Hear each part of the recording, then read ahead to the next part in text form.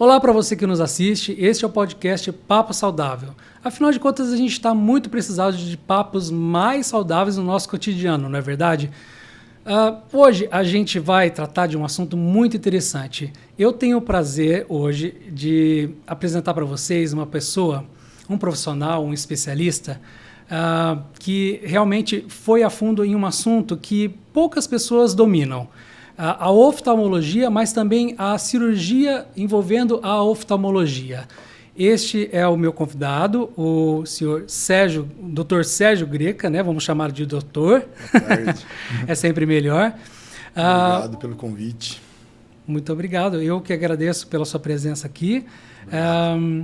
O Dr. Sérgio Greca, ele é um oftalmologista, mas também um cirurgião plástico-ocular. Exato. Isso significa, para quem não está familiarizado, que não só ele trabalha com a oftalmologia convencional, mas geral. Também a geral, né? Mas também a oftalmologia naquilo que se refere à plástica do tipo funcional, plástica do tipo estética, na região dos olhos, das pálpebras, enfim, tudo aquilo que concerne a região ocular da face, né? Exato. É que dentro da oftalmologia existem as subespecialidades, assim como a catarata é uma, o glaucoma, a retina. O departamento de plástica também é outro segmento importante que mexe com os anexos oculares, né?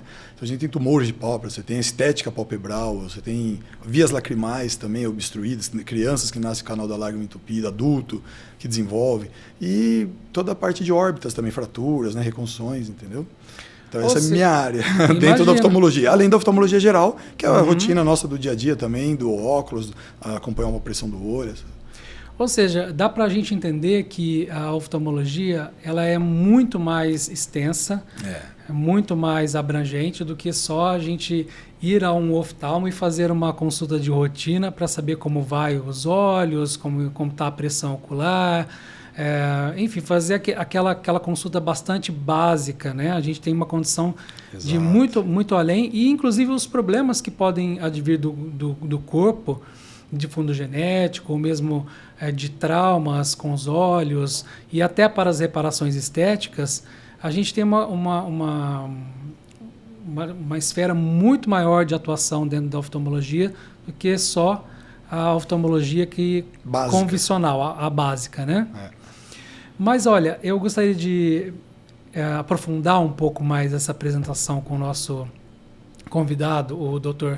Sérgio Greca, perguntando para ele por que, afinal, dentre tantas especialidades na medicina, por que você escolheu a oftalmologia como especialidade?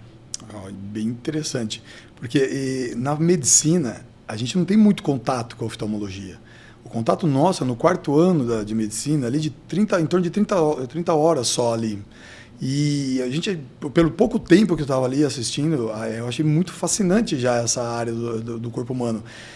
Todo o mecanismo, o funcionamento, a parte da visão, a captação, sabe, de imagem, de visão, é muito interessante. E aí me deu uma sensação boa de poder cuidar, focar numa coisa específica, numa área específica. E ela te dá a condição também de você atender todo tipo do cliente, desde a hora que ele nasce até o final da vida dele. Todo, né, os dois sexos, homens, mulheres, né? Então essa te dá uma abrangência muito grande e uma área bem bonita. Eu acho ela muito, muito bonita e fascinante. É uma área que eu gosto e que me faz bem. Imagino, a gente afinal de contas, os olhos são muito, muito preciosos para todo ser humano, porque afinal de contas esse sentido é o que nos proporciona ter um contato com o mundo exterior e fazer muitas das interpretações que a gente também tem, né? E me conta uma coisa, quando a gente fala a respeito de prevenção, né? A gente tem existem hoje formas de prevenção bastante estudadas, que a gente tem já estabelecidas na medicina, que poderíamos discutir aqui para literalmente prevenir problemas Eu acho que a prevenção já começa já a hora que nasce, já, né? Tanto é que já tem o teste do olhinho, que ele é fundamental ali, até para poder você ver se já detecta alguma patologia. Você pode pegar uma catarata congênita, você pode pegar ali o teste do olhinho, o tumor, o retinoblastoma, que é o que acometeu até a filha do Thiago Leifert, né? Recentemente ficou famosa a história dele, da filha dele. Então, você já consegue já desde cedo já acompanhar se está tudo ok. E depois, com o desenvolvimento da criança, também fazer um acompanhamento mais de perto. Tem muito assim, a nossa cultura ainda, às vezes os pais não levam e aí deixa para descobrir na escola, fase escolar. Aí já é um pouco tarde essa parte do desenvolvimento, porque a visão nossa, ela se forma até os 7 anos de idade. Então não pode ter nada atrapalhando a nossa visão até os 7 anos. Porque senão depois você não consegue mais, vai ser um olho preguiçoso, vai ser um olho... Então, muitas vezes, se a criança não enxerga, o pai percebe, traz o brinquedinho muito próximo, ou tromba em alguns objetos, ou mesmo, sabe, tem um estrábico, um olho desviado. Isso é fácil, o pai detecta e fala, pô, meu filho tem alguma coisa estranha, vou levar. Então, ele descobre cedo. Mas e aquele que não tem? Você olha para a criança, está normal, está enxergando, não está fazendo nada, só que você não percebe que está com um olho só enxergando. Às vezes ela tem um grau alto em um, que a gente chama de anisometropia, e no outro não. Esse olho que tem um grau alto que não está sendo corrigido, ele fica um olho preguiçoso, ele não desenvolve, entendeu? E o outro desenvolve, aí você vai, só na fase escolar, quando faz aqueles testes e tal, que a escola manda, você já não consegue muito mais recuperar. Você tem que fazer um tampão, estimular, dar o grau total, mas já passou. Aí não vai poder desenvolver a visão igual, vai ter umas limitações na vida, de algumas carreiras aí. Agora, se desde cedo você detecta, você dá o grau, você faz um tampão, aquele olho chega no olho e acompanha igual. Então, isso é um começo já de uma prevenção, entendeu? Fora isso, tem as prevenções diárias até que para todo mundo, assim. A gente fala para evitar coçar, entendeu? Evitar coçar os olhos. Isso é uma coisa já que a gente... Porque é mais vigorosamente, que você tem que levar a criança, se estiver esfregando muito os olhos, porque você consegue, nessa fase também de desenvolvimento, ou mesmo do adulto, você consegue alterar a estrutura da córnea. A córnea é a estrutura externa do olho, né? A gente fala que é a camada de vidro ali, igual do relógio, do tampo do relógio. Se você começa a ter um esfregar muito vigorosamente, você vai fazer uma distorção ali na córnea, forma um cone. Entendeu? A gente chama de ceratocone. Isso é uma das. Além de você poder, dependendo do trauma que você provoca, você pode ter um descolamento de retina, você pode levar infecção para dentro do olho, passar uma unha sem querer, desepitelizar aquilo, criar uma cicatrizinha na córnea que vai te roubar a visão depois pro resto da vida. Então, o atrito ali, a gente tem pede para evitar esse ato, né? Agora, além disso, tem outras coisas, assim, o uso do óculos de sol, por exemplo, é uma prevenção. Porque a radiação ultravioleta do sol, ela agride nossos olhos. Ela pode desenvolver uma catarata precoce. A radiação pode dar uma degeneração macular na retina, alteração da retina. Por causa Então, o ideal é você usar um óculos de sol. E, além disso, tem que ser um óculos de sol com garantia. Um óculos de sol que tenha proteção UV confirmada. Que realmente... né? Que não seja de camelô, vamos dizer assim, ou sem procedência, entendeu? Porque aí você está também... É pior. Porque um óculos sem proteção, o óculos, o que ele faz? Ele te segura, a radiação escurece também o que você está enxergando. Então a pupila nossa tende a dilatar nesses ambientes quando você está com coisa escura. E se não tiver uma proteção, a radiação entra mais fácil ainda lá dentro. Então o principal não é só o óculos escuro, é a proteção UV que retém isso, para não deixar ultrapassar e atingir as estruturas oculares. Não adianta ser escuro, né? O óculos ele tem que realmente ter a proteção UV, porque não ficar aquilo mascarado como uma proteção... que supostamente se tenha. Sem dúvida. Né? Outra coisa, por exemplo, que as mulheres usam muito maquiagem, entendeu? Então, é uma rotina, está na rotina delas isso. Então, você tem que evitar o excesso da maquiagem para não cair dentro dos olhos, remover toda noite a maquiagem para não entupir os poros de saída e provocar algumas alterações oculares ou palpebrais, como ter sol, essas coisas. Usar produtos de procedência, entendeu? Sim. Dentro de prazo de validade, aí você tem outras coisas também relacionadas a isso. A gente fala muito em termos de prevenção também, você lubrificar bem os olhos, assim, entendeu? Piscar mais vezes, né? Porque o piscar nosso é o que traz essa lubrificação constante. E hoje em dia, com o advento dessa tecnologia, né, de celular, tablets, ou mesmo o computador, nós tivemos um problema grande também, além de todo o Covid que a gente viu na pandemia, que todo mundo ficou em casa, né? Todo mundo teve lockdown, todo mundo ficou... Então, tudo passou a ser home office, homeschooling, e todo mundo ficou... Assim, a nossa vida ficou tudo aqui perto. E, de fato, as pessoas piscam menos? E pisca, isso, exato. Piscam Os menos. estudos mostram que quando você está entretido com alguma coisa... normalmente, assim, a gente pisca de 16 vezes por minuto, tá? Calculado lá. E quando você está entretido, chega a piscar 4 a 5 vezes menos. Olha só. Então, Bem imagina você menos. piscar 4 vezes, 3 vezes só por minuto ali, sabe? E Porque isso significa menos resseca. lubrificação? Fica menos, você começa a ter um ressecamento chamado uma ceratite na córnea, de ressecamento. Aí traz inflamaçãozinha, daqui a pouco está com o olho vermelho, irritado de ressecamento. Até a imagem, a qualidade fica ruim, né? E então a gente pede para isso, sabe? Pede umas pausas também de não ficar horas ali. A gente tem que estar intercalada, olhar para o horizonte, sabe? Dar a cada um tempo ali para poder você fazer esse exercício também do piscar, sabe? Ou seja, a gente imaginamos aqui que a gente estava falando de prevenção de uma forma bastante curta, mas na verdade a gente tem muitas formas de prevenção. Tem forma. Desde o momento em que se nasce, né? Existe uma oportunidade ali até os 7 anos esse que se acompanhamento formam os olhos, exato, esse com acompanhamento do oftalmologista. Depois do bebê, pelo menos é ideal com 2 anos e meio, 3 anos, começar a levar para fazer. Mas tá tudo bem, meu filho está enxergando? Beleza, vamos começar, assim. Não deixar para descobrir aos 7 anos de idade. E aí começa depois o acompanhamento, esses cuidados todos, essa prevenção. Por exemplo, o diabetes. O diabetes é uma doença vascular. E por ser uma doença vascular, a retina é muito vascularizada. Então ela comete a retina e depois que atingido o problema, é muito difícil remediar, você vai ficar controlando. Então você pode prevenir tentando manter sempre a glicemia baixa, controlando essa glicemia, esse exame, com o exame de sangue, né? Do açúcar. Então já é uma forma de prevenção também, sabe? Aí do oftalmologista, vendo a pressão do olho, não deixando ela estar alta, sempre, né? Se você ainda tiver histórico familiar, você também é uma prevenção de evitar um problema maior, né? A diabetes é o único tipo de doença, assim, vamos dizer, que ela não está só relacionada com os olhos, ela tem outras relações com o corpo, mas é o único tipo de doença que pode provocar posteriormente um desenvolvimento prejudicial ocular, dos olhos. De outras patologias que provocariam isso também? Isso, ela é a única doença que hipertiroidismo. tem um desdobramento com doenças nos olhos. Certo. Não, o hipertiroidismo, alteração da tireoide.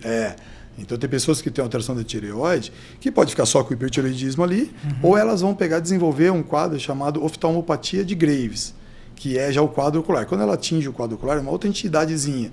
Aí o olho desenvolve uma tríadezinha ali. Aumenta a musculatura, pode ter aumento da musculatura do ocular, extrínseca, que é os músculos superior, inferior, que olha para os lados, para o medial e lateral. Aumento da gordura, da glicosaminoglicano, que a gente fala, então tem um aumento da gordura, e também tem uma hiperatividade das pálpebras. Tudo que você faz fica 10 vezes maior. Assim. Então você vai fixar num objeto, o olho fica regalado. Não sei se você já viu pessoas que têm os olhos saltados. Então imagina você, a órbita é uma estrutura cônica, né? É uma estrutura pequena, onde dentro dela você tem tudo. Você tem o olho, os músculos, todos eles, o nervo óptico, e a gordura, tudo numa cavidade pequena, tudo proporcional ali, vamos dizer. A partir da hora que alguma coisa cresce ali dentro a mais, não tem espaço para todo mundo. É como aí o olho começa a ser expulsado para fora, entendeu?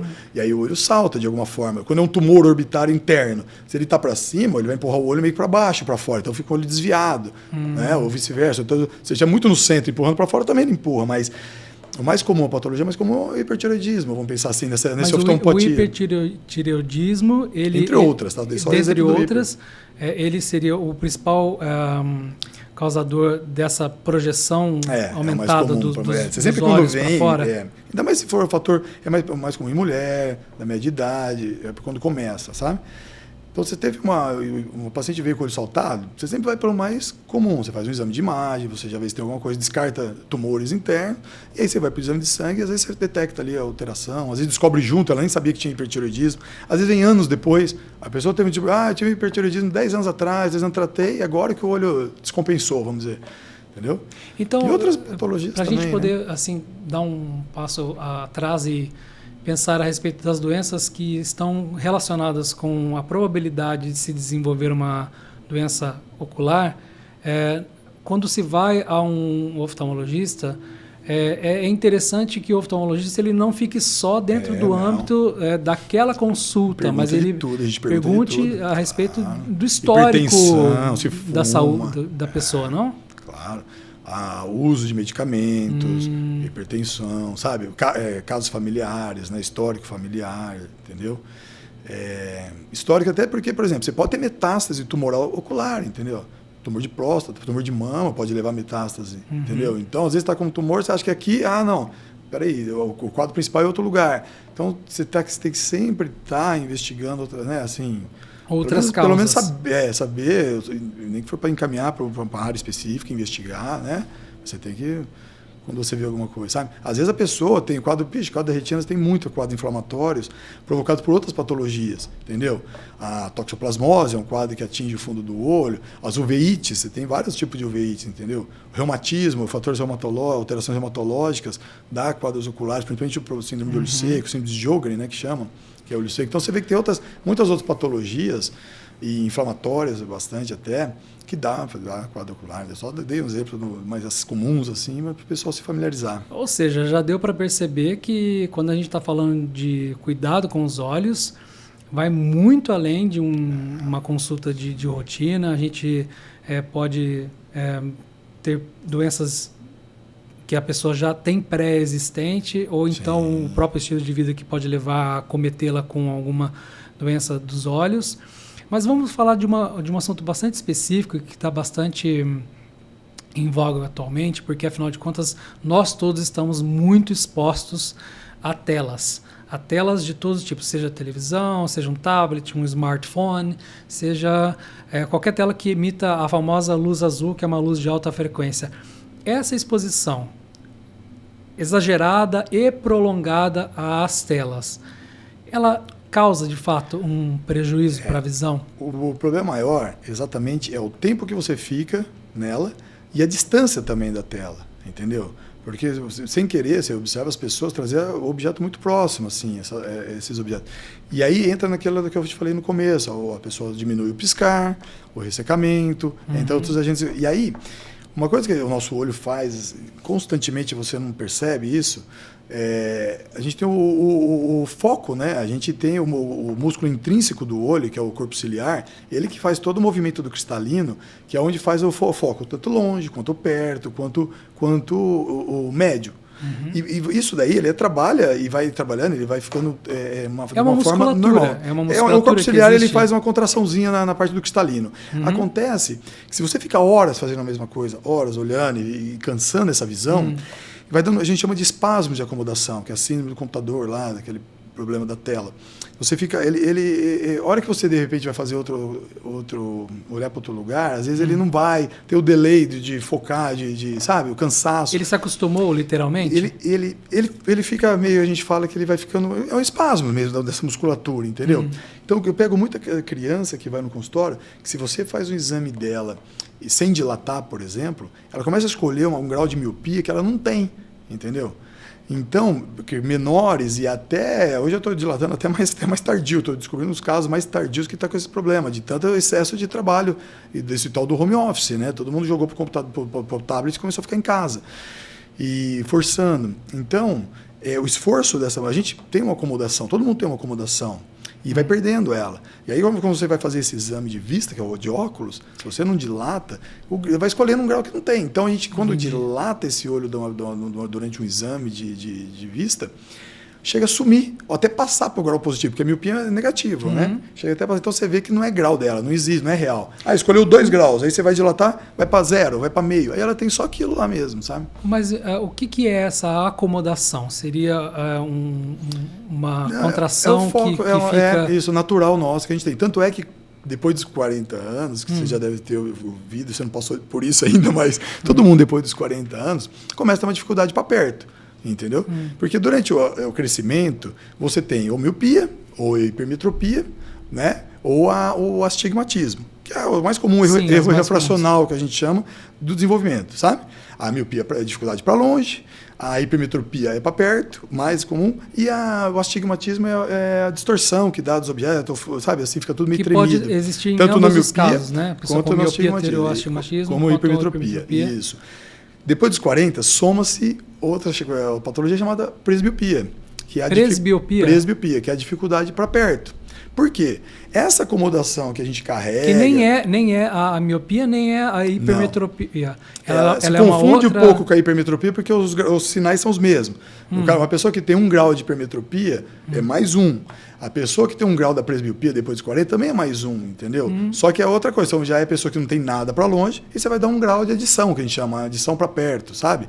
Entendeu? E isso vai aumentando um pouco com a idade, conforme a gente vai, até chegar nos seus 3 graus, em torno dos 60 anos, porque acabou a acomodação. Então, todo mundo começa, criança tem bastante essa acomodação, em torno de 2,5 a 3, e depois vai perdendo, assim, mais tardiamente. Então, nos 40, você já perdeu em torno de 1 grau. É onde a gente introduz com esse óculos. A pessoa está acomodando em torno de 2 e você dá esse 1. 45 anos, em torno de 1,5 você vai dar, porque ela está perdendo um pouco mais, sabe? Até a perda total, em torno dos 60, que é quando você passa o grau de 3. Mas para esclarecer para o leigo que não está acostumado com tantos termos técnicos, por exemplo, a presbiopia, ela tem alguma relação com, por exemplo, que a gente está acostumado a pensar a respeito que a miopia é um olho um pouco mais pontiagudo, vamos assim dizer, e a hipermetropia é um olho um pouco mais achatado. A presbiopia ela seria uma outra deficiência. De formato do Isso, olho? Do formato do olho e da córnea. O míope, ele tem um olho grande. O míope, o olho é maior, entendeu? Não é o formato assim, bicudo, da nada córnea, disso. Não é a córnea, é o olho em si mesmo, ele é grande. O alto míope, né, acima de 4 graus, a gente chama de alta miopia. Então tem pessoa de 5, 6 graus. Com relação ao tamanho do olho. Não tem a ver com a famosa historinha da córnea. Da córnea ser mais pontiaguda. Ela tem uma córnea mais côncava, né? Vamos dizer assim, ela é mais curva. Ela tem. Então você às vezes vai passar num aparelho e você vê que ela tem uma curvatura maior. Até aí tudo bem, mas normalmente o formato do olho também aumenta um pouco maior. Soma-se uma coisa a outra. Isso. Já o hipermétrope, os olhos são menores, entendeu? E consequentemente, a córnea ela é um pouco mais plana, entendeu? Então existe alteração de curvatura, assim, até quando vai se fazer aquela cirurgia laser, né, para tirar o grau, que todo mundo espera, a gente respeita em torno de 21, 22 anos, que considera que estabilizou, né? A gente faz um exame, vai acompanhando anualmente e tal, chegou com 20, deu 1 grau, chegou 21, não mudou, 22 não mudou mais, a gente considera que estabilizou, e aí você opera, né, o laser. E aí ele vai mapear tudo isso daí, essa curvatura que é importante, entendeu? A espessura para ver se tem condição de tirar todos os graus, todo o grau todo da pessoa ou não. Isso é importante, mas é mais um pouco isso que você falou em termos de plano e curvatura, mas não é o principal ali, sabe? Também a conformação do olho também é importantinha. Mas a presbiopia independe, é perda mesmo de acomodação, é perda mesmo do foco. Da acomodação. Tanto é que a gente brinca, né, que a mão vai ficando curta, né? Você fala, nossa, precisa operar o braço. Cada vez está levando um objeto mais distante ali, né? Para ver alguma coisa. A gente que printa e amplia. Cada um são uma coisa. Mas o certo é usar, depois dos 40, começar já a usar um óculos de perto, né? Mas essa perda do foco na presbiopia, ela se deve a quê, afinal de contas? Ela com relação você falou acomodação, eu entendi a acomodação, porém, na morfologia do olho, muda? Um pouco. Começa já o cristalino a ficar um pouco mais enrijecido já. Não é ainda da catarata, é muito cedo ainda, tal, se não tiver nenhuma patologia associada, né? A catarata vem a aparecer em torno de 60 anos, 60 e poucos anos, que começa, né, o que é mais comum a senil. Tirando quem é medicamentosa, quem tomou muito corticoide, por outros problemas, às vezes pode ter uma catarata mais precoce.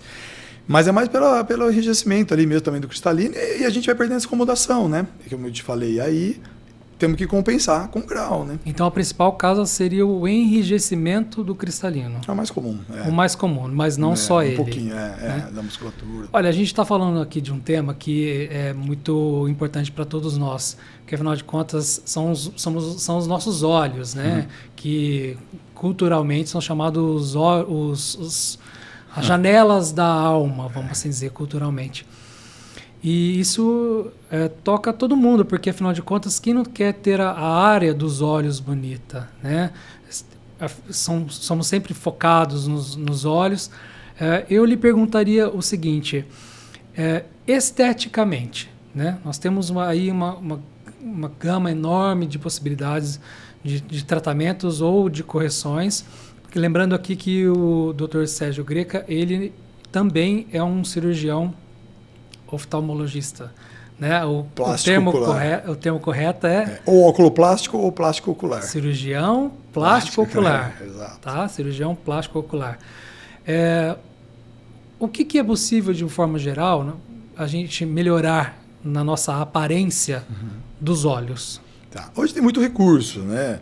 Existe o mais tradicional para a gente é a famosa blefaroplastia, que é a plástica das pálpebras. Olha lá, gente, blefaroplastia. É uma das cirurgias mais realizadas hoje da plástica. Blefaroplastia. Isso.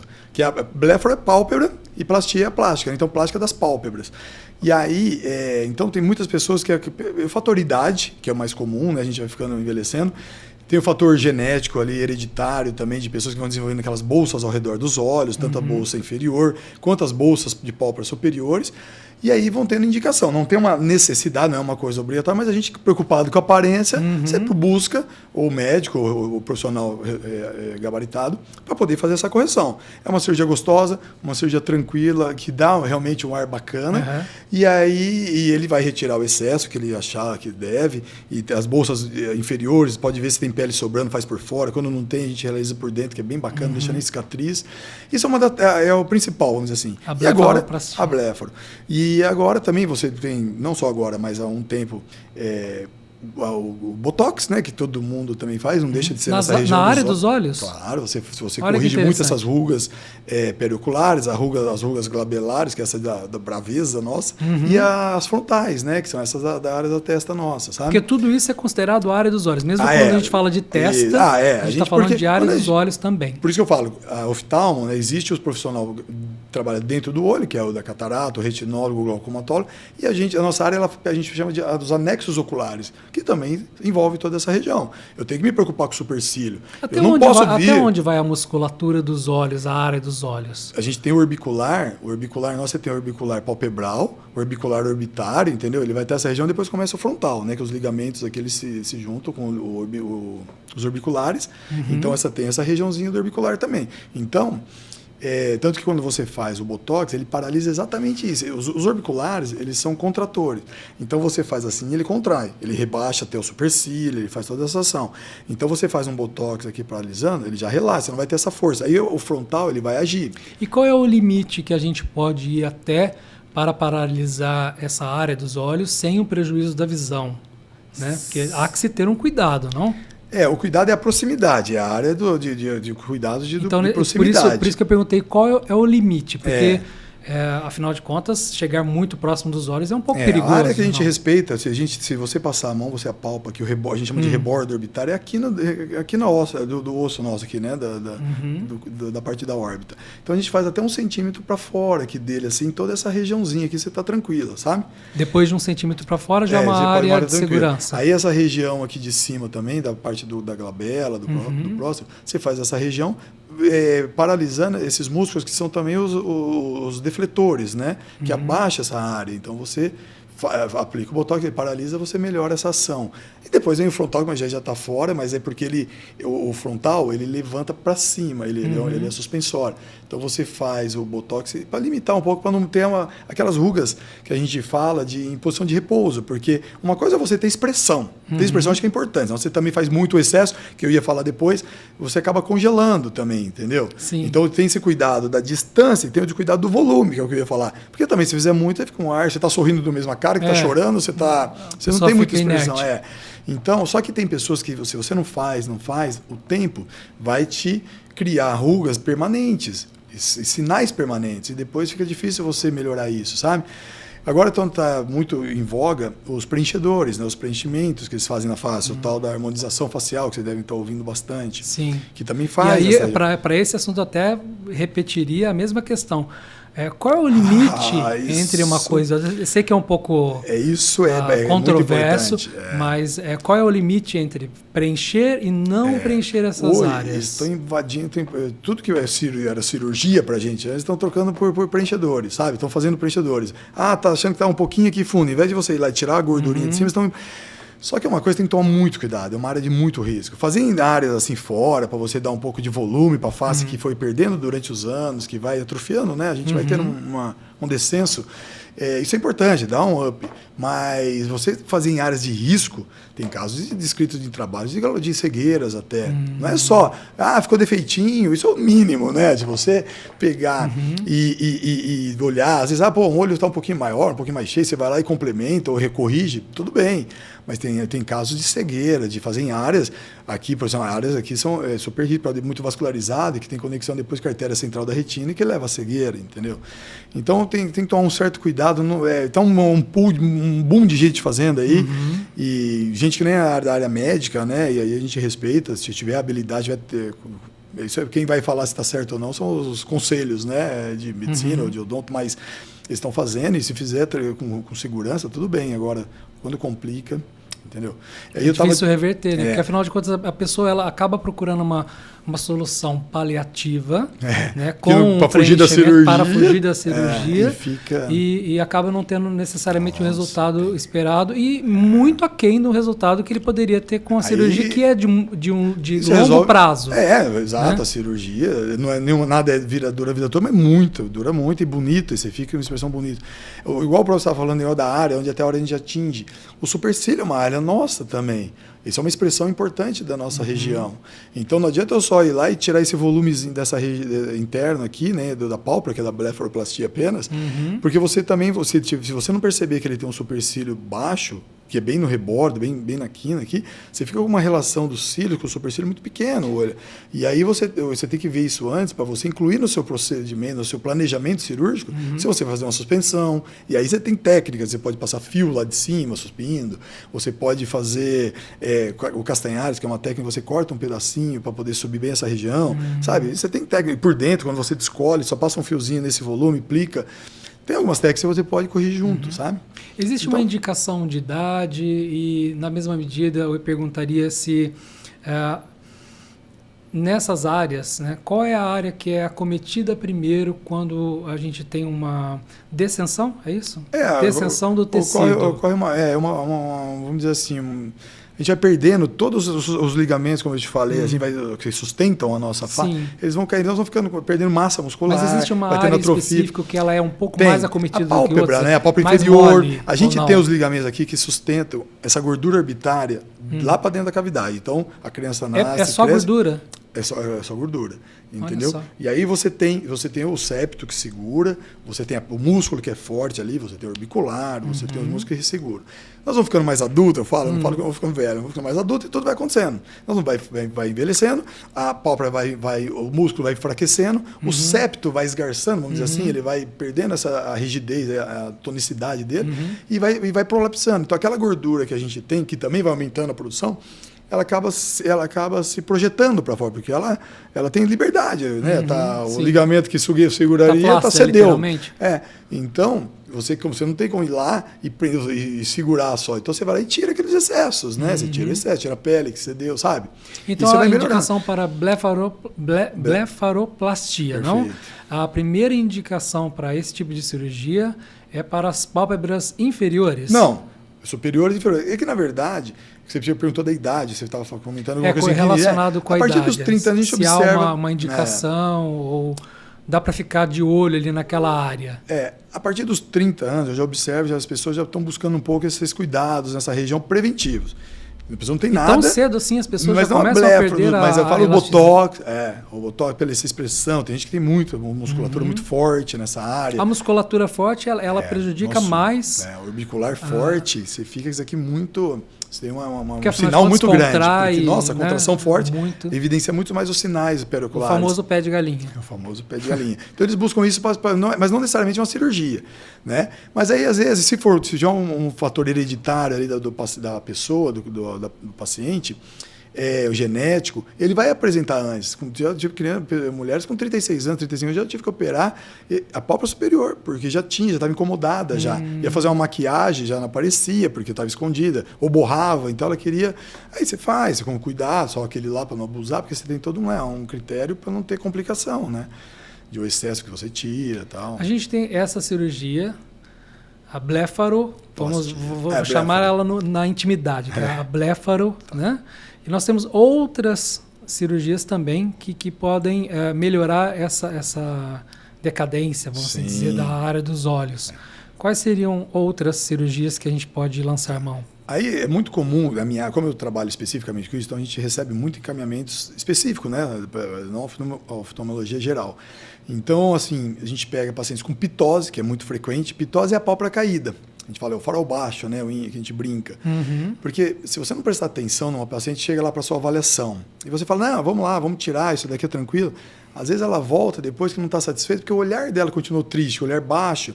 Porque a nossa pálpebra superior, ou ela tangencia a nossa córnea, o nosso limbo aqui que a gente fala, porque, por exemplo, o meu é o verde, no seu caso o castanho. Então, ou ela tangencia, ou ela está um pouco só invadindo um pouquinho a parte desse castanho seu aí, teoricamente. Tem pessoas que não, que ela já invade muito, está quase no nível da pupila, que é a menina do que a gente enxerga, né? A menina do olho.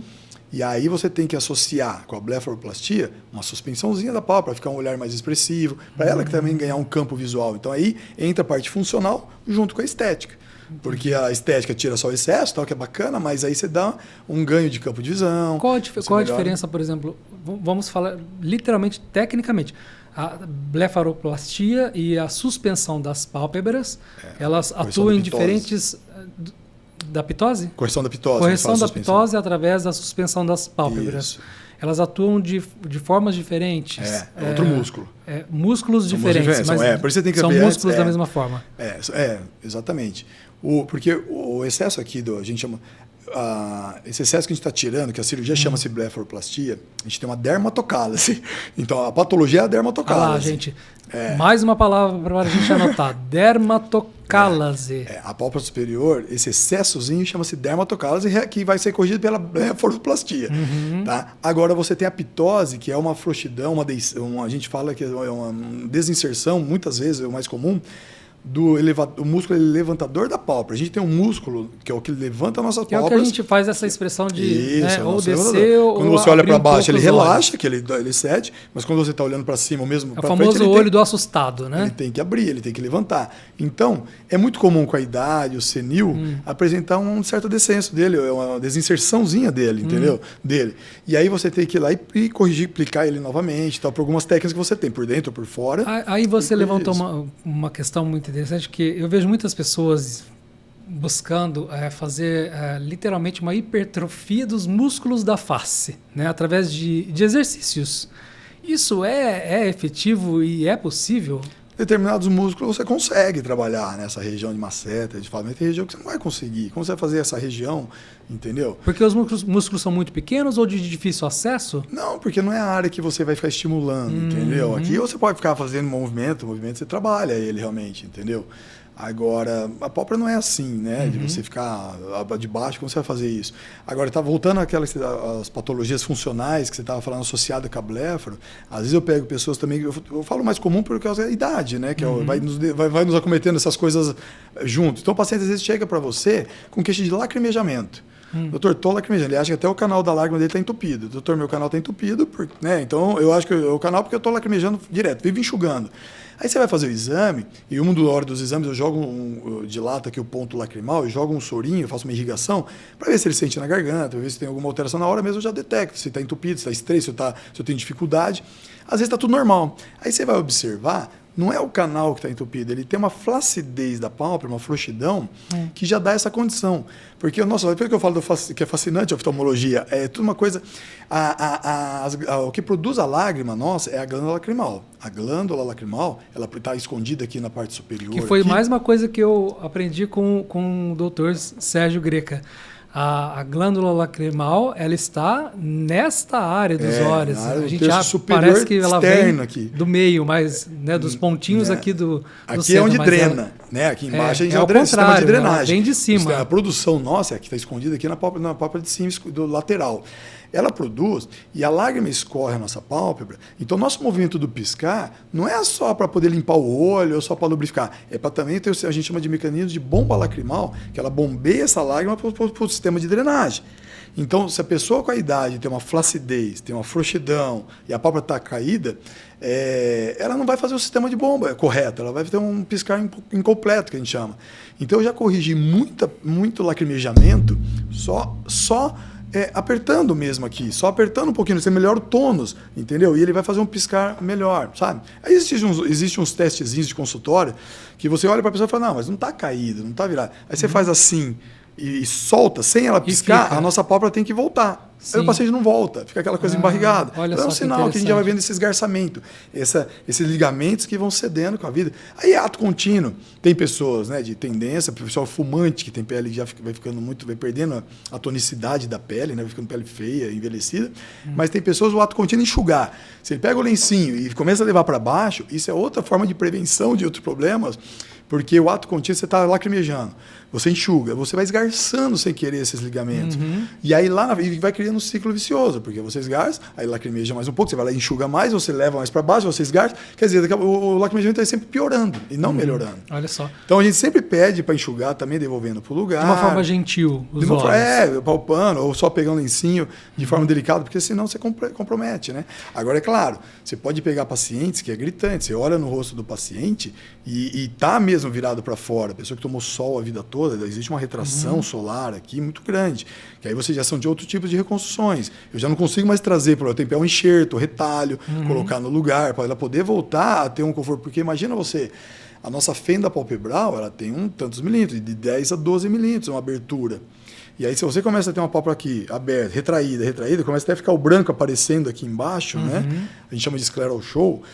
Isso traz sintomas. Você fica agressão de ar-condicionado, de ventilador, isso daí resseca até patógenos muito ali no local. Então, a gente o certo é você ir lá e corrigir e diminuir a fenda, né? Então, de que forma? Ou só apertando, como eu te falei no começo da frouxidão. Se você tiver falta de tecido, você tem que pôr enxerto. Ou externo, que é pele, que a gente pega daqui, ou do pescoço, de algum lugar. Ou cartilagem de orelha mesmo, para você dar um volume por dentro quando precisa. Ou seja, deu para perceber que está tudo relacionado, né? Interrelacionado quando a gente fala de olhos, da delicadeza dos olhos, da especialidade, da função dos olhos. E eu gostaria de abrir um parênteses no sentido de que você mencionou, por exemplo, as pessoas que são fumantes e também aquelas que tomam sol excessivamente no rosto e na área dos olhos. Essas duas causas, né, essas duas agressões, elas agravam em que medida e como a gente poderia tratar esse tema? É óbvio que a gente vai dizer para as pessoas não fumem, né? E não se submetam a uma exposição excessiva do sol, nem nos olhos, nem nas outras áreas, mas quem já passou por esse processo já colhe os resultados. O que acontece quando a pessoa fuma, por exemplo? Qual é o prejuízo a mais que a pessoa tem na área dos olhos? A começar a fumaça do cigarro, né? A fumaça do cigarro ela é totalmente agressiva, né? Ela resseca a nossa lágrima, ela evapora, ela compromete todo o quadro externo, né? De queixas externas, de ardência ocular, de olho vermelho, de ressecamento. Tá? O que pode parecer que é só uma ardência no momento, mas assim, afinal de contas, é uma agressão, você tá toda hora seguidas agressões que vão levar a alguma coisa. E aí tem patologias provocadas pelo cigarro a nível de retina, de macro, que é o tabaco dust, que eles chamam, mas aí entra numa coisa muito específica, que também não é minha área, mas eu acho que não vem ao caso de falar, mas só para saber que tem patologias provocadas pelo fumo, pelo cigarro ali também, entendeu? Que agride os olhos. Isso de dentro para fora? Ou de fora? Não, de dentro, porque atinge o quadro ocular lá dentro mesmo. Olha só. Por via de nicotina, por via do trago do cigarro, que vai a via de vascularização, sabe, de carreadores de vasculares. E os vasos levam até... Porque, apesar de nós não recebermos, pelo que eu me lembro, existe uma oxigenação que é feita direta através da membrana da córnea, né? Mas também existe uma vascularização interna para levar oxigênio, nutrientes de dentro para fora, né? E aí, isso eu estou falando a nível de olho, porque o fumar, aí você tem toda a agressão do cigarro a nível de pele, né? Uma pele mais envelhecida, toda craquelada, então você vê rugas muito mais precoces em fumantes do que em não fumantes. Tá? Isso é com relação à oxidação da pele? É só isso ou seria muito mais além? As células, né, vão perdendo, né? Você vai matando as células ali, aquelas células bonitas que tem o ácido hialurônico, né, que é o que dá a nossa a rigidez, essa turgescência bonita, uma essência bonita da pele, ela vai perdendo, né? E o sol também. Aí, voltando a pergunta, falando do sol, a mesma agressão solar. E o pior, né, porque o sol tem o fator tumor de pele, entendeu? Os tumores solares ali, o carcinoma basocelular, que é o mais comum, Se você não cuidar, por isso que eu volto a dizer o óculos de sol, que ele tem aquela proteção a nível do olho, do desenvolver uma catarata, põe na retina, ele também faz uma barreira externa a nível de tumores nessa região dos olhos, que é muito comum o tumor palpebral em pessoa que toma muito sol, sabe?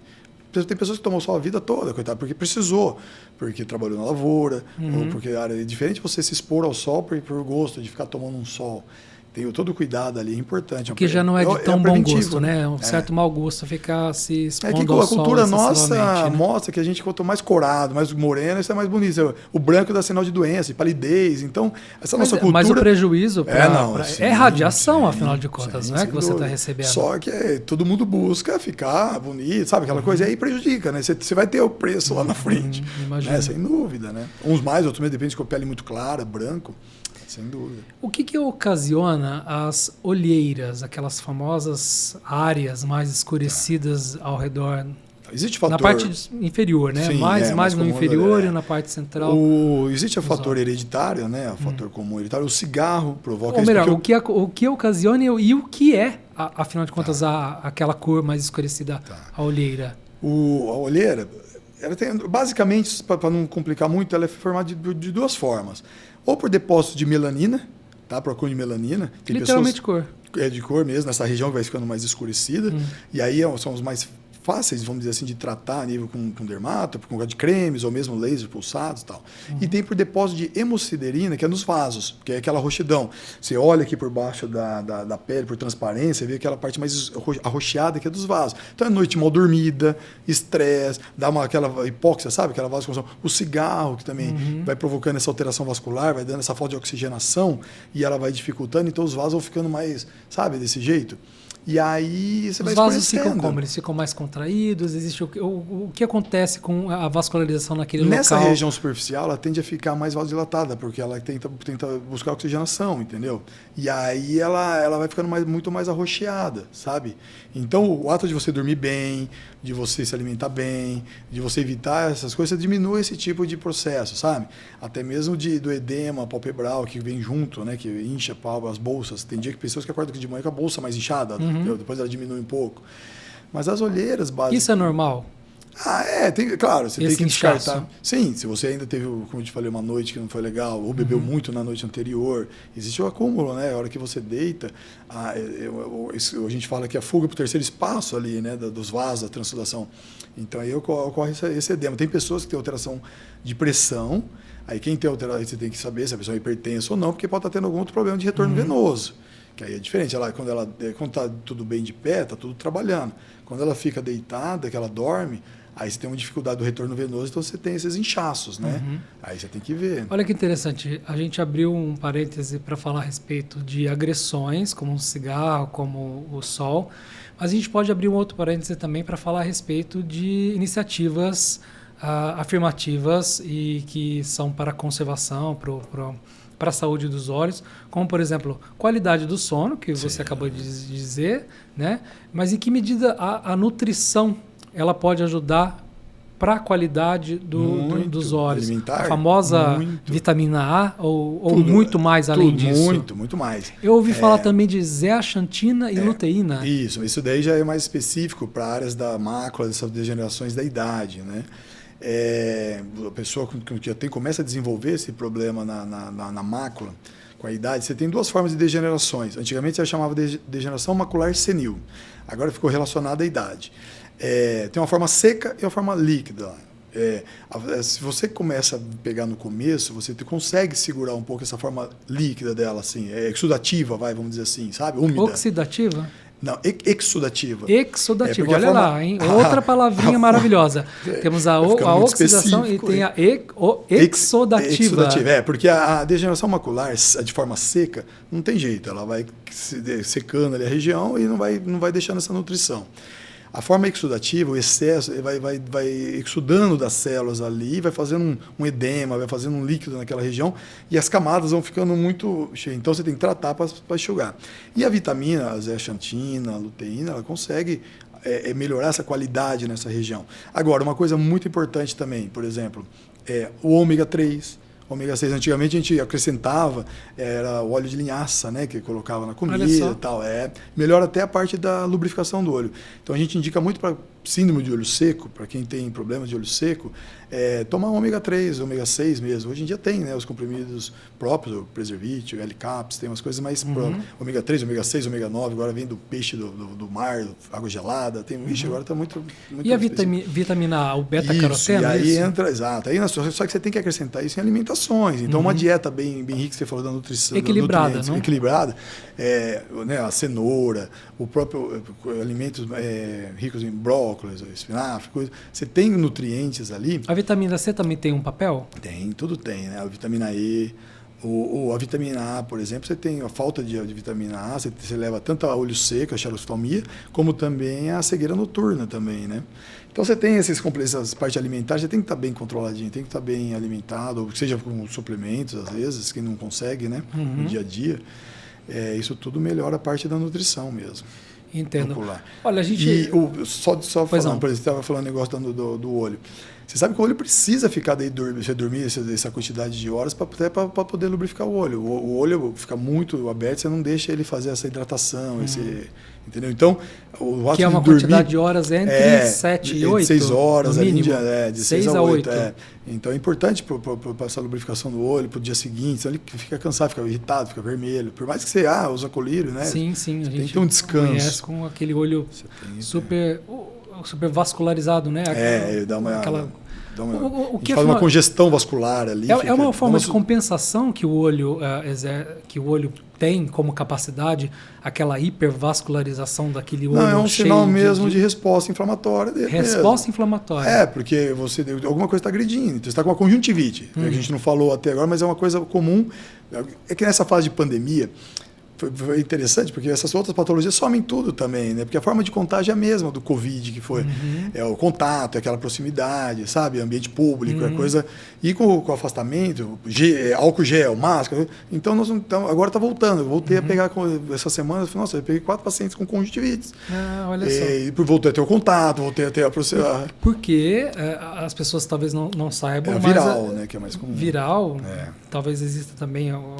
Tem a bacteriana, mas essa é mais rara. A infecção bacteriana, porque nós temos a fossa ocular, é isso? O fundo de saco conjuntival, né? As conjuntivas, né? E existe a possibilidade de contágio através dos próprios olhos, não é só através da via respiratória. Sim. Os olhos, eles são... Você tem o contágio externo, o contato externo, né, de cair realmente agentes nos olhos, mas você tem o contato, a transmissão se dá pelo ar, mas se dá pela mão, pelo beijo. Se a pessoa está contaminada, ela põe uma mão num copo, você vai lá e põe a mão e passa no olho, coçou o olho, você leva todos os agentes. Por conta daquele canal que você mencionou no começo? Não, externamente mesmo, de agressão externa mesmo. Aí o olho vai ficar vermelho, congesta, irritar. A conjuntiva é a primeira que responde. Ele é capaz de absorver. A gente fala, tudo que acontece no olho, assim, a gente fala que é inespecífico no primeiro momento. Você fala, você não sabe, não dá para você de cara falar, é conjuntivite ou não é. Você tem que ouvir muito ali a história do paciente, o que aconteceu, para você ter uma ideia. Porque às vezes se caiu um produtozinho no olho, vai ficar vermelho igual, entendeu?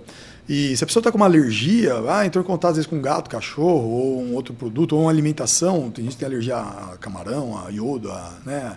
Aí o olho fica vermelho. Então não é só ali pensando numa conjuntivite, mas você tem que não deixa de ser, mas é uma conjuntivite. Porque tudo que atinge o olho e ficou vermelho, a conjuntivite é uma inflamação da conjuntiva.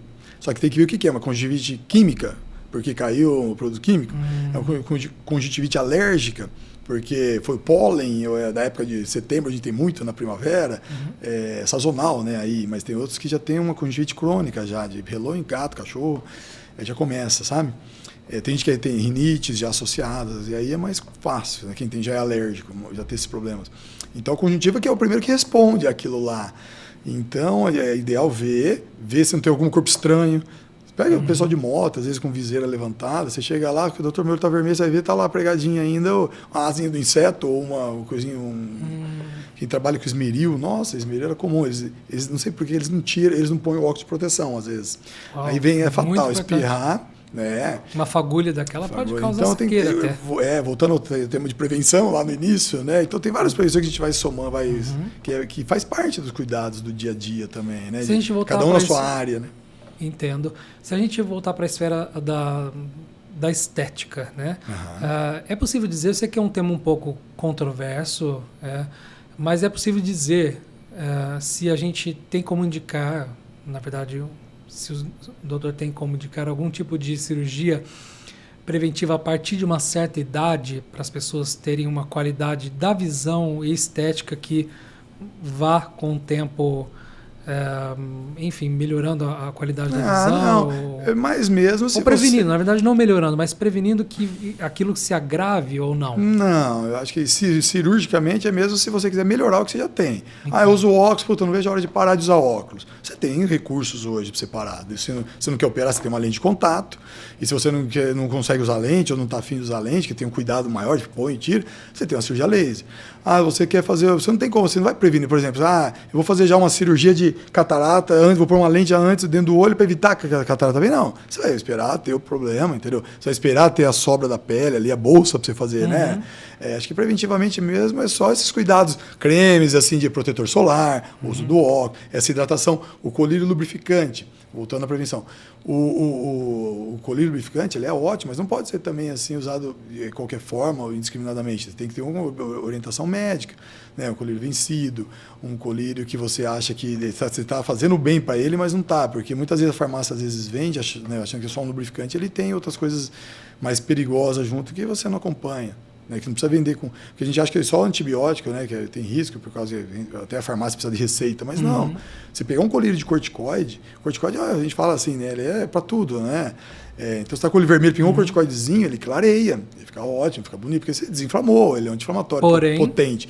Só que o uso crônico disso, se você fala assim, o médico passou para mim um corticoidezinho e você abusa, mais do que ele te passou numa receita. Às vezes vem até com orientação, mas a orientação já é para regredir e parar. O pessoal vai lá e tá com ele em casa e usa. Você vai desenvolver uma catarata precoce, aumento da pressão ocular, que é o glaucoma. Então você tem riscos ali importantes. Por isso que a consulta oftalmológica não é, né, é importante com orientação. Esses colírios, eles são vasos constritores, eles vão clarear, mas eles não agem na causa. Entendeu? Então aí você pinga o colírio e fala, clareou. Só que, por exemplo, se você está com uma alergia, ele não é antialérgico, ele vai lá e clareia. Sim. Só que você está com um olho seco, ele não é um lubrificante, ele vai lá e clareia. Porque a única coisa que foi feita foi uma vasoconstrição. Isso, só que a que custo, entendeu? A hora que acaba o efeito, ele volta, e volta com o efeito rebote. E tanto que no começo, quando a pessoa é usuária, ela vai saber disso, começa a usar, às vezes durava o dia todo. Daqui a pouco você começa a usar muito, daqui a pouco daqui você já tem que estar usando de novo, porque já voltou, ele fica vermelho. E você vai usando constantemente um colírio desse, ele chega a dar uns espaços, aí entra naquele lance da hipertrofia do vaso ali, de tanto da musculatura, ele não contrai mais. Até nesse sentido a gente cria resistência. E aí ele não trabalha mais. Aí você tem vasos calibrosos, aí você olha na parte branca do olho da pessoa, vasos tortuosos, calibrosos, espesos, e não clareia mais. Entendeu? Eu lembro na época de faculdade, tinha pessoas que andavam com esse colírio no bolso, porque achavam né, que estava com o olho vermelho, para ficar clareando, mas não responde depois. Não é bacana, porque afinal de contas todo exagero. Você tem que ver o que né? é o problema. Você está inflamado, trata, tira e entra com lubrificantes, de frequência. Você está com uma alergia, entra com antialérgicos de uso crônico, seguros, entendeu? Aí você tem vários recursos, né? Muito interessante. Vamos entrar agora num assunto que é mais profundo, vamos assim dizer, no sentido da especialidade das cirurgias, porque a gente, para além da estética, existem as cirurgias funcionais, aquelas que realmente vêm para melhorar a qualidade, não só a qualidade, né? A funcionalidade da visão. Quais são as principais cirurgias funcionais que você realiza hoje? De pálpebras, no nosso trabalho, a gente trabalha com os anexos, então a principal é a ptose, como eu já falei lá atrás, eu não vou voltar. O ectrópio, que é essa da flacidez, da frouxidão, que aí a pálpebra está virada para fora.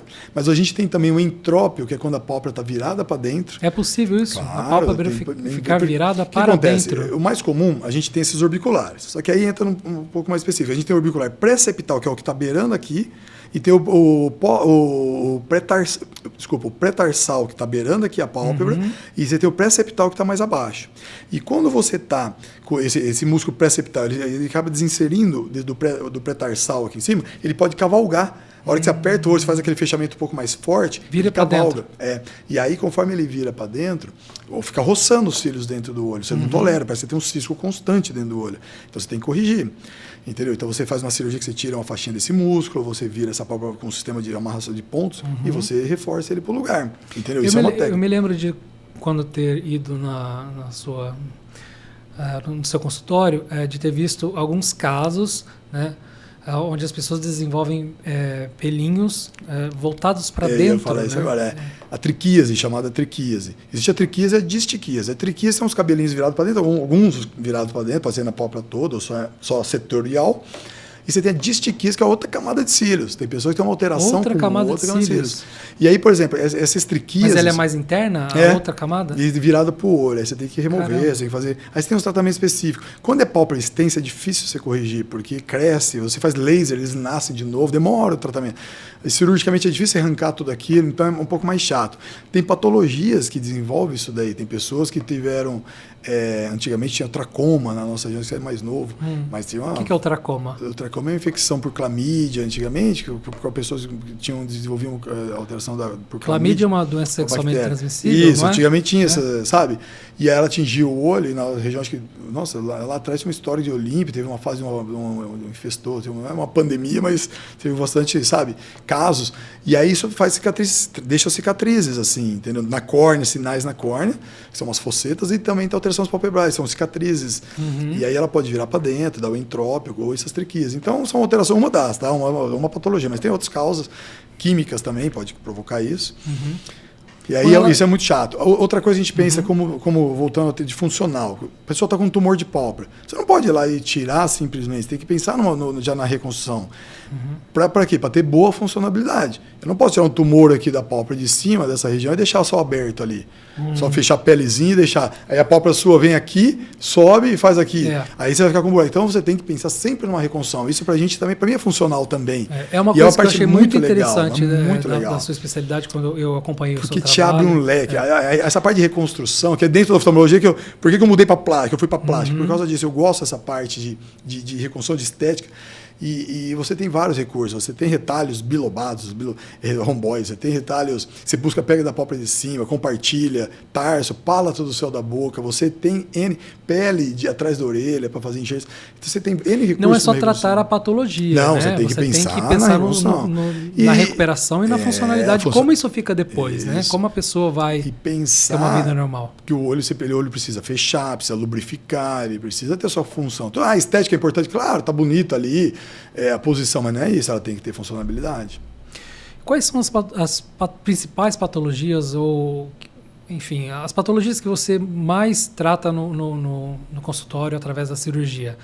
A gente já falou de algumas aqui, da questão dos cílios, mas existem outras, não? Os cistos, existem tumores... Exato. Você tem as lesões benignas são sempre as mais comuns, né? O tersol, que é o calase, aquela lesãozinha de borda de pálpebra quando inflama as glândulas, é a mais comum. Que é muito comum, é legal a gente explicar para as pessoas o que é, afinal de contas, esse famoso, intitulado tersol, mas ele tem um outro nome, né? Calásio. Isso. Calásio. O que é o calásio, hein, gente? Calásio. Existe uma outra patologiazinha comum das pálpebras que a gente o pessoal às vezes não ouviu muito, chama blefarite, que é a inflamação dos cílios, dessa região das bordas da pálpebra aqui. Você tem caspinhas nos cílios nessa região. E a gente tem umas glândulas de meibômio, que são umas glândulas internas, que produzem a camada da lágrima, a camada externa da lágrima. Não sei se vai ficar muito específico para vocês, mas a lágrima nossa, se fosse produzida, voltando lá atrás, só pela glândula, que liberasse a lágrima, porque a glândula libera só a parte aquosa. É só a parte aquosa. Se fosse só isso, ele evaporaria muito rápido. E todo mundo ia ter olho seco. Então, o que a nossa pálpebra faz? É tão interessante, porque quando a gente pisca, essas glândulas que a gente tem, tanto embaixo quanto em cima, uma do ladinho da outra, parece tubo de ensaio. Sim. Ela chama-se glândula de meibômio. Ela produz a parte oleosa, uma parte externa. Então, a hora que você pisca, ela libera na frente dessa camada aquosa, retendo essa lágrima entre uma piscada e outra.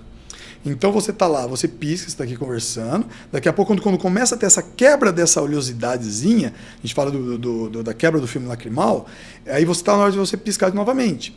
Então, quando a pessoa tem essa pálpebra toda alterada, as glândulas, você vai apertar, na hora do exame lá que eu estou avaliando, eu vou lá e faço umas expressões. Sai secreções amarelas, é interessante. Isso daí altera todo o filme lacrimal, porque ele quebra precocemente, a pessoa pisca muito, começa não sabe se está resseco, está ardendo. Aí você vai ver por essa higiene externa, a falta de higiene externa, ou essa alteração externa. Então, e essas mesmas glândulas que produzem essa oleosidade, que faz o filme lacrimal, ela entope. Né? Como eu falei, tem paciente que não entope, mas fica saindo para fora grosso, quebrando o filme lacrimal, dando ardência. Por conta desse óleo, desse óleo que fica espesso. Né? Ela obstrui isso, e é onde faz o tersol, o calásio, né? Porque o tersol mesmo, que o pessoal popularmente conhece, ele é outra glândula, né? Ele é uma glândula sudorífica, é a glândula de Zeiss, aqui na beira dos cílios, que fica aquele pontinho amarelo. Esse, não sei se você lembra, nossos antigos falavam de esfregar aliança no jeans, calor. Colocar, para poder, mas ele achava que era simpatia, mas é o calor. Então, tudo que você tiver de inflamação a nível de pálpebra, você tem que passar um calor, né? Gelo. Gelo é pós-cirúrgico, pós-trauma, aí você faz gelo, entendeu? Para segurar. Mas tudo que for inflamatório, você tem que fazer calor. Então apareceu, tá vermelhinho. Eu falo até mesmo como cuidado já para o paciente. Mas um calor até certa medida. Não, amor, né?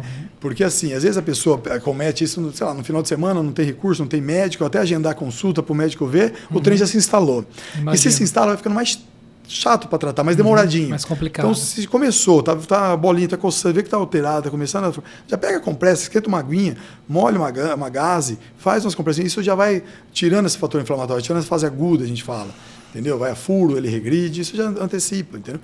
Aí o que acontece? Esse calásio, esse tersol, chega uma hora que ele sai dessa fase aguda, se ele não foi a furo, se ele não sumiu, ele encapsula, e fica lá. Aí a pessoa fala, eu tô com uma bolinha aqui que ficou, eu faço assim, eu tô com um sinal. Aí tem que ir pro centro cirúrgico, abrir, porque já não dá mais só para você espremer ou apertar, porque ele encapsulou, assim, você tem que tirar e curetar. E como definir o que é necessário ser extraído e aquele que já esse que, tipo que de lesão não faz é diferença? benigna, entendeu? Esse tipo de lesão. E esse daí, então, a gente só fala de tirar com o estético mesmo, porque você olha para você que aquela bolinha tá lá, fazendo volume, leva uma pitose mecânica, porque ele faz um volume aqui, sua pálpebra cai, já dá sabe assim? Ou embaixo. Então as pessoas Mas ele buscam... tem a capacidade de criar alguma ranhura na córnea? É raro. É raro. Não? Não é raro, porque mesmo quando ele fura por dentro, assim, às vezes não vai machucar desse tanto, tá? Ou seja, é um equilíbrio muito fino quando a gente está falando de óleos, de todo esse complexo que envolve. Na área mais comum, esses cistos, essas coisas. Agora, por exemplo, eu faço muito também outras partes, como eu te falei, de tumores, reconstrução, a gente pega também pacientes com blefaroespasmo. Não sei se você já teve a oportunidade de ver. Tiques, parece tique, tá? Sim, sim. Eram confundidos antigamente com eu me lembro tiques. das imagens. O blefaroespasmo, a pessoa começa com algum fator adstringente ali irritando, pode ser o cabelinho, de repente ela tinha esse cabelinho que não vai, daqui a pouco ela não consegue mais para vir, ele se torna crônico, se torna uma coisa já que não depende mais dela, assim, involuntário. E aí vai limitando a pessoa, porque ela está lá, de repente ela está aqui, e é maior que ela. E ela vai atravessar uma rua e o olho fica fechando, apertando. Ela ela deixa de ir, ela tem medo, ela não sai mais de casa, ela fica... Aí, porque é involuntário, ela não consegue... E é uma coisa bacana, você faz um botox para essa paciente, só que aí é diferente dos pontos de quem fez para estética. Olha lá, vamos dar uma pausa aqui, porque o assunto é muito interessante. Uma coisa é a pessoa aplicar botox para fins estéticos, para melhorar. Todo mundo isso. Outra coisa é aplicar a toxina botulínica para tratar os espasmos blefaroespasmos, que são aqueles que as pessoas ficam piscando ininterruptamente. Isso, vira uma coisa que não consegue... Isso é coisa para oftalmologista, viu, gente? Não é para... Porque aí a gente aplica em pontos, e aí são pontos um pouquinho de mais risco. Você até assume o risco de aplicar mais interno. Eu tenho que aplicar um ponto nessa pálpebra, que é onde ele está com constrição, para dar uma paralisada. Só que mirando fora da região, para ele não migrar para o elevador da pálpebra. Porque se ele migra um pouquinho, atinge o elevador, que é o nosso... e paralisa. Vai cair. Tudo bem que é temporário, tudo bem que é uma coisa, não vai durar todo, porque a ação do Botox que mas já é fez... uma temporalidade que chata. é de 3, 4 meses, Não, 5 então, meses. o Botox todo que a gente vê na estética dura em torno de 6 meses, aí, eu acho que não mais que isso eu tenho visto. Às vezes tem gente que tem uma força muito grande, até 3, 4 meses já está voltando. Já não, quando migra para o músculo indesejado, aí, deve se provocar uma pitose, é dose dependente, é pouquinho. rápido. Foi um pouquinho, uma unidade que às vezes, Fábio, a pessoa Entendi. deitou, eu peço para não deitar nos primeiros momentos, não peço para não esfregar, para justamente não atingir. Mas se tiver infelicidade de acontecer, dura umas 3 semanas, 4, mas para o paciente uma eternidade, né? Ficar com aquela pálpebra caída por que seja 2, 3 semanas. Então você vai orientando, vai tentando, mas então mas tem que fazer em áreas melhores para durar, para você paralisar aquele rosto, entendeu? Senão, E o que são aqueles... eu vi em algumas imagens de crianças, me parece que isso é mais frequente nas crianças, né? Alguns cistos que ficam aparentes nas áreas externas dos olhos. Na região da glândula lacrimal até, assim, Isso. anatomicamente falando, na topografia da glândula É lacrimal. correto dizer cistos? Cistos dermoides. Cistos São dermoides. cistos dermoides, Quando é congênito, assim, a criança nasce, ela já vai formando, vai ficando volume e faz até uma pálpebra caída em S aqui, assim, ela faz ela tende a descer em S. É uma São doença cistos genética? uma Não doença- dá para dizer que é não. doença, né? Não, é Não uma dá-se lesão, nome de doença, uma lesão. Congênita, benigna, que é um cisto, entendeu? Nessa região externa. Então a gente faz uma incisãozinha de plástica mesmo, da estética da pálpebra, quando faz a bléfaro. Chego lá, tento tirar inteira, encapsulada, bacana, e a gente fecha ela. É bacana isso daí, isso é bem legal. É simples, né? Inclusive, uma coisa que eu percebi, essa área, gente, que o Dr. Sérgio Greco ele faz com bastante maestria, fazer esse tipo de cirurgia, que poderia ser uma cirurgia só funcional, mas ele tem o cuidado de também preservar aquela área alinhada, proporcional às incisões. As incisões. Sempre anatômica. Sempre tentando não ficar nada atravessado, nada. Né? Porque isso é o que dá o bacana do nosso trabalho, entendeu? Do nosso Porque resultado. existem algumas áreas, por exemplo, vamos dizer, o olho se fecha, existe ali uma dobra. Né? São as linhas de suturas. As linhas de suturas naturais da de pálpebra. Sutura. Né?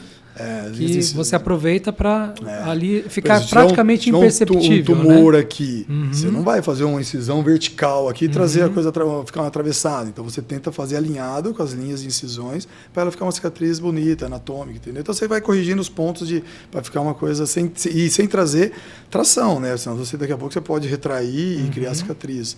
Né? As cirurgias elas são sempre feitas na horizontal para justamente ter essa continuidade. Na região dos olhos, essas coisas assim, mas essa região aqui você vai inclinando. Eu não me lembro de umas que são da retirada da pálpebra inferior para poder.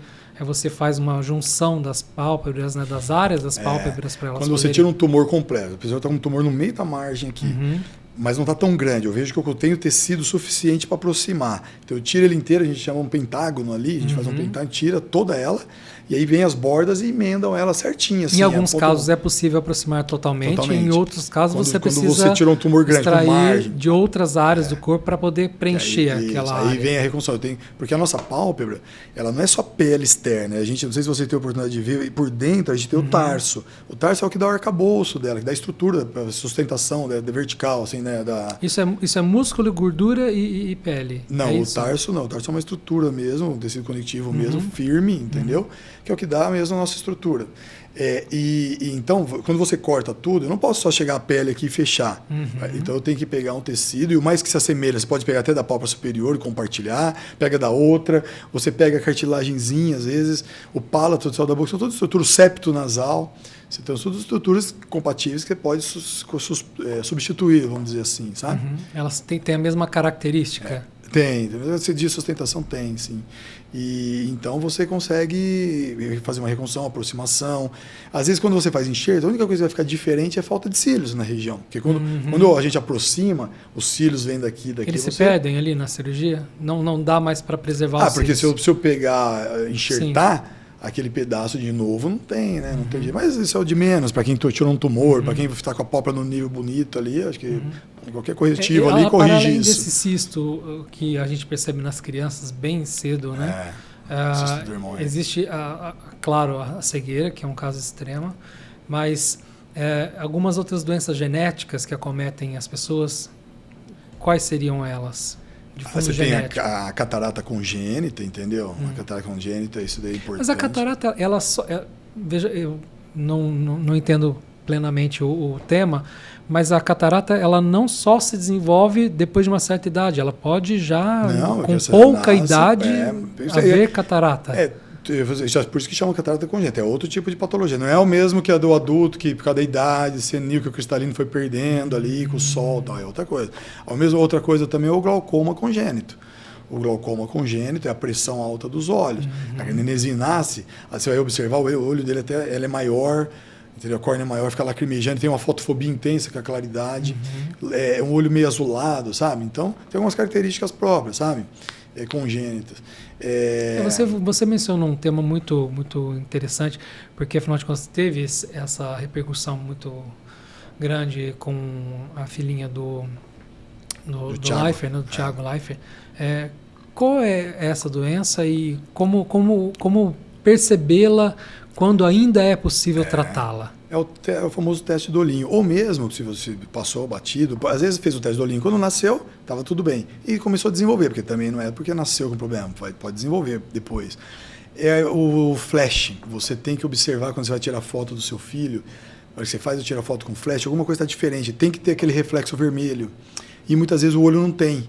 Você bate a foto, um olho está o reflexozinho vermelho da pupila e o outro está branco, está opaco, alguma coisa diferente. Então, qualquer alteração suspeita, leva para o médico. Nem que não for nada, for só artefato ali do seu celular, da foto ali. Deixa o médico ver se está tudo bem, deixa o médico ficar tranquilo, te deixar tranquilo, porque o reflexo vermelho é natural, entendeu? E tem que ter isso. E claro, apresentou um problema, se retinoblastoma, vamos cuidar, vamos tratar, tem tratamento, sabe? Tem cura, então tem que cuidar quando é precocemente, né? Casos extremos você tem que... No caso da oftalmologia, assim como qualquer outra especialidade médica, sempre prevenir é melhor do que remediar. Sim. E ficar muito atento a qualquer sinal. E por um acaso existe uma periodicidade que a pessoa deve manter ano a ano, 6 meses? As pessoas saudáveis, vamos dizer assim, que não tem uma patologia que está tratando de nada, né? Porque isso não muda, né? Se a pessoa tem um problema de glaucoma, às vezes vai pedir um segmento de 3 em 3 meses para regular a colíria ali, ou 6 meses uma retina, quem tem um diabetes. Mas a rotina normal de uma pessoa é anual. Não deve passar de um ano, entendeu? Pelo menos uma vez por ano. Aí a pessoa pensa assim, não, mas eu fiz o óculos agora. Não vou gastar, eu acabei de gastar, vou gastar de novo. Mas não é para trocar o óculos, não precisa ir lá trocar o óculos. É para verificar a saúde dos olhos. Exatamente, você vai ver a visão, vai confirmar se está tudo bem, vai ver o fundo do nervo óptico, o fundo do olho, sabe se está tudo ok, entendeu? Mas a partir de uma certa idade a pessoa tem que ficar mais assídua, aí depois dos 40, né? Então, alguns exames vão aumentando. 6 meses, não? 6 meses pelo menos? 6 meses? Só se tiver já uma suspeita de alguma coisa. Aí você tem que ver a cada 6 meses eu acompanho, entendeu? Mas se não, anualmente é o suficiente, sabe? Tem pessoas que vão desenvolver, por exemplo, patologias são mais predisponentes. Vamos dizer assim, eu estava voltando no alto míope, que eu falei, miopias altas. O olho do míope é grande. A retina é uma camada muito fina, ela não cresce junto com o olho. Conforme o olho do míope cresce, a retina é a camada mais interna. Ela vai esticando, sabe assim? E o olho cresce e ela não cresce junto, ela só estica. É como você pega uma bexiga, você vai enchendo, e você vê que ela vai ficando mais transparente, mais translúcida, você vai falar, vai estourar, entendeu? E a retina, o que ela faz? Ela provoca micro rachaduras na periferia, são degenerações. Chegou no limite. Porque ela tá, entendeu? E aí tem predisponência de ter um descolamento de retina, o famoso descolamento de retina. Às vezes a pessoa, que eu já vejo muito frequente, e eu tento falar para todos isso, mas eles voltam no outro ano e não passaram com o departamento específico. Não é só óculos, não adianta você ficar trocando óculos, eu vou no médico todo ano. Ele falou para eu ir todo ano, em 10 anos você fica aí trocando um óculos. Só que nenhum foi capaz de fazer um exame de fundo do olho. E é só isso que provoca o descolamento? Só essa avaliação que na verdade, é só isso ou existem outras causas para o descolamento de retina? Tem outras causas, tem outros existem fatores. Outras causas também. Claro, o próprio... Não é só o míope que tem que se preocupar, hein, gente? Não, porque o míope é mais comum, porque é uma pessoa igual a gente, assim, uma pessoa que usa óculos, só que ela acaba não indo atrás, não faz... Porque o exame de fundo do olho, eu falo que para o alto míope, nesses casos, é mais importante até que o óculos, porque o óculos tudo bem, tá ali, fica com o óculos velho, um tempo a mais não muda. Mas se você não vê que tem, o que o médico pode prevenir? Aqui no cantinho você está tendo já está tendo um rasguinho. Ele vai lá e faz um laser, ele vai colando aquela região, vai ficando mais forte, aquela região vai ficando firme, aderida e não solta. Agora, a gente tem o gel dentro do olho, que é o vítreo. Se você tem um descolamento, um rasguinho na retina e esse gel entra por baixo, é ele que vai sair levando tudo e sai descolando por trás ali, entendeu? Aí você faz cirurgias e tenta salvar o olho. Muitas vezes você até consegue segurar ali, mas não enxerga legal, sabe assim? E aí tudo bem, para tudo tem o recurso, né? E é para isso que a gente está aqui, para desestigmatizar o tema. Exato. E mesmo aqueles pacientes que já vieram a perder, já teve, infelizmente, fez cirurgia, tentou já remediar, já não é mais prevenir, né? Porque aí teve o descolamento, fez duas cirurgias, descolou, enfim. O olho às vezes perde e ele vai ficando atrófico, sabe? Vai murcha, né? Porque em cirurgias perde a nutrição dos vasos ali, tudo. Aí vai ficando um pouco atrófico, murcho, um olho murcho. Aí você olha, até a cor muda, assim, o castanho já não é mais, fica esbranquiçado, você olha aquela pessoa diferente. Tem recurso, a gente põe prótese, que fica muito legal, muito igual, assim, sabe? Então a gente reabilita muito socialmente, vamos dizer, porque imagina, isso daí é um estigma social grande para essas pessoas, entendeu? Tem pessoas que perdem emprego por causa de fator estético, assim, você não consegue, vai lá atrás de vaga, tá lá com o olho, entendeu? Então você poder corrigir, então muitas vezes o paciente tá com o olho murcho, atrófico, a gente só eu consigo pôr uma prótese sobre o olhinho dela, não precisa operar. Se não tiver dor, não tiver nada, faz igual ao outro. Puta, isso é para pessoa, é para mim e para mim também. É uma realização. É muito satisfatório, né? Porque é muito bacana você melhorar a qualidade. E aí, se não deu, tentou pôr, não deu, doeu, não suporta a prótese. Beleza, vamos fazer uma cirurgia. Tem uma cirurgia que a gente chama de evisceração, que é a remoçãozinha desse olho doloroso aí, a gente chama de olho cego doloroso. Então você abre, você esvazia aquele conteúdo que está tracionando, que está trazendo a dor, põe uma esfera lá dentro, algum outro material, pode ser um enxerto dermolipídico, uma gordura, para dar o volume, fecha, né, tudo.